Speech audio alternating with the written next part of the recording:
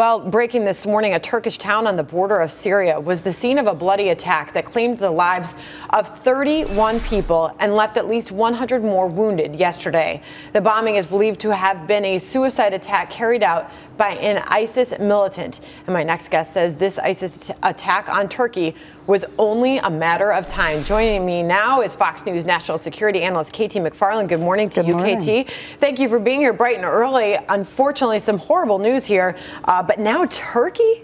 Yeah, and it's only a matter of time. Why? For a couple of reasons. One, ISIS, to be considered the vanguard movement of radical Islam, has to keep moving. It can't just consolidate its gains. It's got to keep growing. So you've seen it in Afghanistan. You've seen attacks in northern Africa. Now you're seeing Turkey. So it had to expand over the border. I mean, I met with the president of Iraq last year, and he said, you know, they feel, the Islamic State, ISIS feels they have been chosen by Allah to rule the world. So in their minds, they've got to keep expanding. Number two, this is how they do it. They start with suicide bombers. They get into an area. They then recruit locally. They send in jihadi fighters. Then they start an insurgency with the idea that they're going to then eventually claim territory and join it up with the Islamic State. But the reason I figured that it was going to be Turkey rather than other places sooner or later, Turkey has a very porous border. We have seen, you know, the stories of all the foreign fighters that were coming from, you know, hundreds of countries. They were going to fight with ISIS. They were coming through that Turkish border, that same place where the attack was. Similarly, they've come out, the ISIS fighters and refugees have come out of that region through Turkey, then expand into Greece, into Europe. In the refugee pack, it's been salted with jihadists. So you said that this was sort of expected, but now that it's happened, how much of a game changer is this?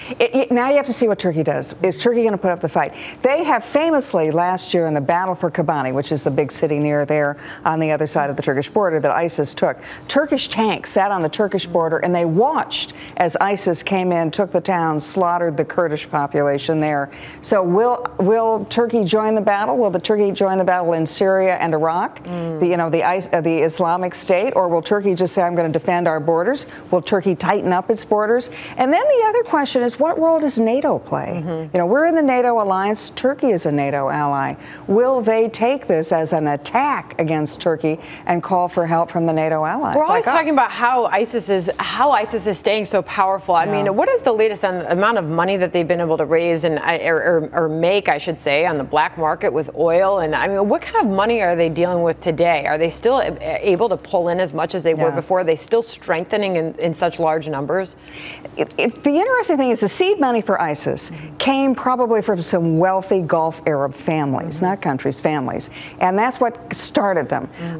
When my experience with Iraq has been that what happened at the end of the Iraq War was the Saddam Hussein fighters, the Baathists who were in the Iraqi army, married up with these radical Islamic extremists. And that's what formed the core of ISIS. So they had seed money from the Gulf Arabs. But then when they started taking territory, they looted a lot of antiquities, and they sold those on the open market.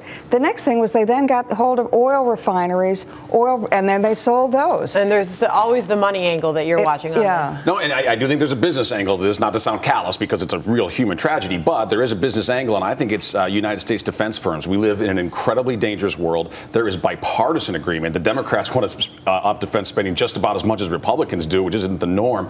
There's been a lot of M&A and deals in the space. Lockheed Martin is a stock that's really taken off in the last few weeks. So I think in a dangerous world, as an investor, the defense sector remains very, very attractive. And then there's obviously Mercedes' big questions about the U.S. involvement and cooperation with Turkey on this. Oh, no, undoubtedly. So we'll have to see how it sort of plays out. But this is certainly something to watch, and we'll see how it goes. All right, KT McFarland, Thank you, Sandra. Thank you for joining us this morning on that. And